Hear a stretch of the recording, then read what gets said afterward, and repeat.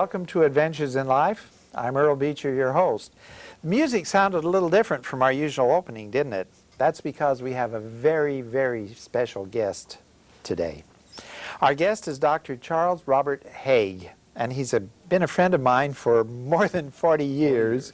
In fact, I will say this about Bob. He graduated with his doctorate from UCLA at the ripe old age of 23, and then he coached me through my German so I could work on my degree.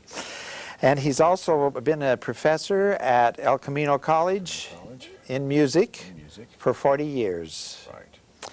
And he has retired, and he's doing all kinds of interesting things. But the main reason why I invited Bob here is because he has recorded the Beethoven Sonatas cycle. I want you to tell us a little bit about that, Bob. Well, the project I think we're probably discussing right now is putting the Beethoven Sonatas, or playing the Beethoven Sonatas for video, putting them on video, and eventually when the project is finished we will have some commentary to go with it.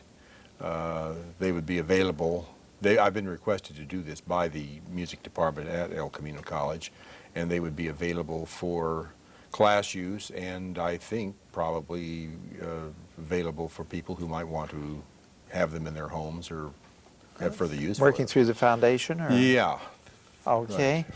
Now, the Beethoven Sonatas cycle, you said that one of your instructors was the first person to ever do that here in the Los Angeles area. What does it mean when I say a cycle of Beethoven sonatas? Usually when you're talking about the cycle, a cycle, whatever it is, it's a group of pieces usually, well, it wouldn't have to be by one composer. Usually we think of as one composer, which you play over a period, usually 3, 4, 5 concerts. In the case of the Beethoven sonatas, it usually takes 7 concerts to do all of those kinds of works by that particular man. There is nothing more challenging on the piano than the Beethoven sonatas, is there? That's probably true. That's probably And how true. many of them are there? Well, there are 32 that were published with the opus number. Incredible. That is to say, an opus number. And then actually Beethoven wrote 5 others, 3 of which I have not played as a part of the cycle, but 3 that he wrote when he was about 12 years old. He was still in the employee of the Elector of Cologne, his employer. And they're charming pieces, sort of little finger busters in their way. Oh, really? Yeah, it really takes some doing, and I've put those 3 sonatas also on the video. So, what we have decided to do for you today is to ask Dr. Haag to play one of the Beethoven sonatas, all 3 movements. We're going to pause at the end of the first and the second movement and give a little more fill-in about it. Okay. Which one is it you're doing? this is the sonata called the Pathetique Sonata. That's one of the more popular ones. One of the isn't more it? popular ones. Most It's of our an early viewers one. would recognize it. Oh, I think so. Particularly the second movement, which has been adapted to a song. I can't tell you the name of the song or When the I words. hear it, I'll probably When know you the hear song. it, you'll It's a probably, pop tune. Yeah, it has that aspect. Yeah. Straight from Beethoven. Straight from Beethoven. Beethoven usually didn't give popular names to his pieces. I mean, like Moonlight and those kinds of things. But it just so happened in this particular case, he called it Sonata Pathetique. Oh, Not- he gave it the name. Yeah, not because it was pathetic. I mean, the performance may be pathetic, but I don't think so. I've heard you at play. any rate, but in this case, a piece with very strong emotion, and so you'll hear a lot of dynamic contrasts and motion, that sort of thing. Okay, let's pause and let Dr. Haag play the first movement of the Beethoven Sonata Pathetique.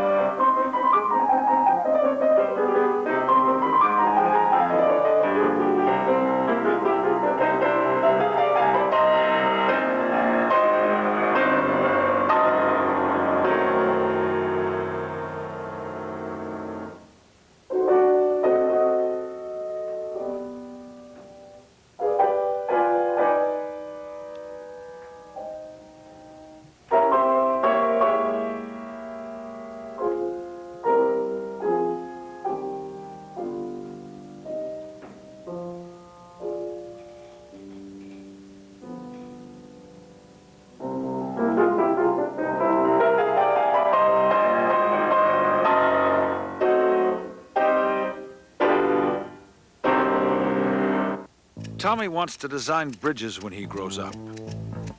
Maybe he'll design one that you'll use.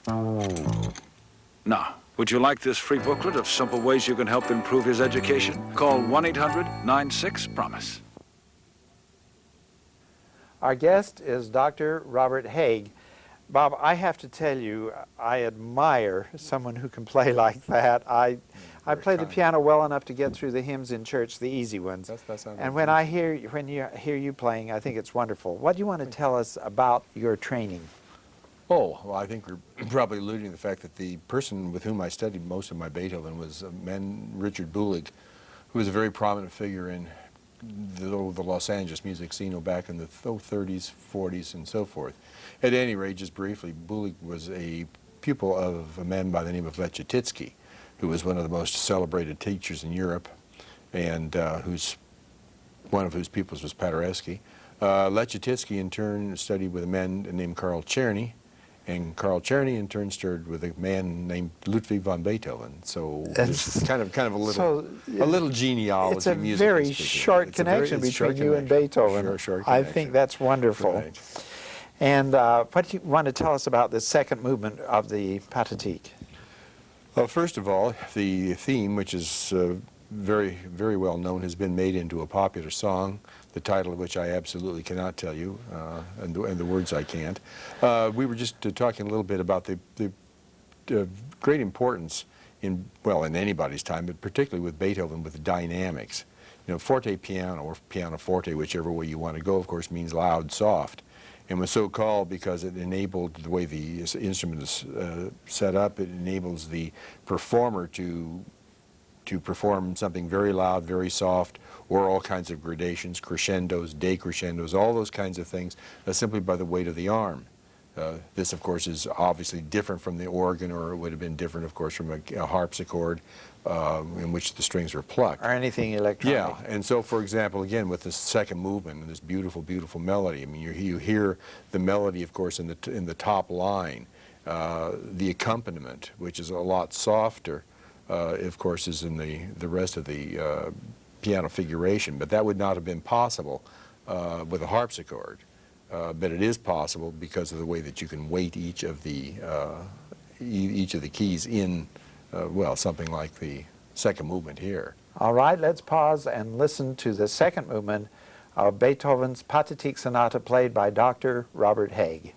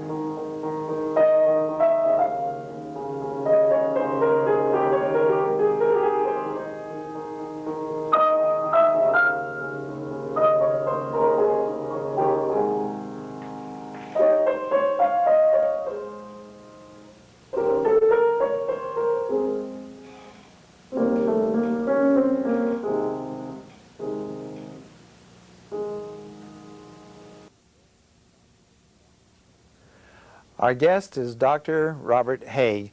Bob, I remember going down to El Camino and hearing you play the Beethoven sonatas, and it took like 4 or 5 evenings to get through them. But you once played all of them sitting at one time? Right. You know, that's sort of a strange story. We had purchased a new Steinway piano for the auditorium. As you know, I was director of the program there for about 25 years. And we were thinking of ways, again, in which to do some funding. And many people, of course, have been approached, as we all know, for, contributing how many miles you can run or how many laps you do or that kind of thing. And I thought, why not have people put down money on how many sonatas, Beethoven sonatas, we could do in one sitting.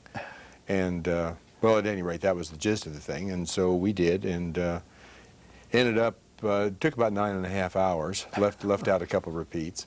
But anyhow, we did all 32 of them. From memory. From memory. I am impressed, I'll tell you. Well, we raised $22,000 on it, so that wasn't... that was great. That was worth it. And you're playing concerts around now occasionally, different places in town. If anybody wants to have a concert with Dr. Haag, give me a call. Simple as that. As simple Takes as us that. an invitation. Let's listen to the third movement now of the Fine. Pathetique Sonata. Okay.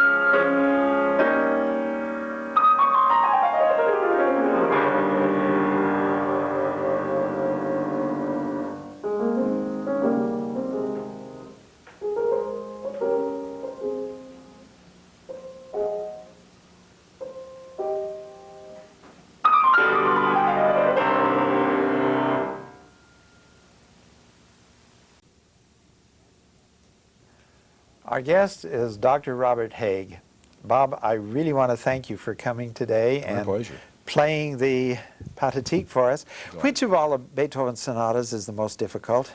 Oh, I think they would be universally agreed that the so-called Hammerklavier Sonata, this is number 29 of the 32, Opus 106, and it's number one, it takes about 45 minutes to play. Wow. The slow movement is about 20 minutes, which of course means that just the slow movement is as long as most Beethoven or Haydn, I shouldn't say, I meant to say Mozart or Haydn, or even early Beethoven sonatas, and is particularly difficult because of the last movement, which is a fugue, which is really kind of a knuckle buster. When Beethoven, as he grew older, and of course as his deafness isolated him more and more, he became less concerned about the medium than the message, if I may paraphrase a well-known title. And so he wrote down what was in his head, and then it was up to the performer, whether it was the violin. Try to accomplish it. That's right, yeah. Oh. As he one time is reported to have said, I would like to invite you to come back sometime and maybe even bring that one. We can't get it Possibly in the a third half-hour segment, movement. but Right. something like that, yeah. Oh, well, thank you very much for being here as My a pleasure, guest. yeah. I really appreciate it. you. And we want to thank our viewers for being with us. We like to bring a little culture into your lives once in a while, and here I think, the epitome. And so please join us again soon for more adventures in life.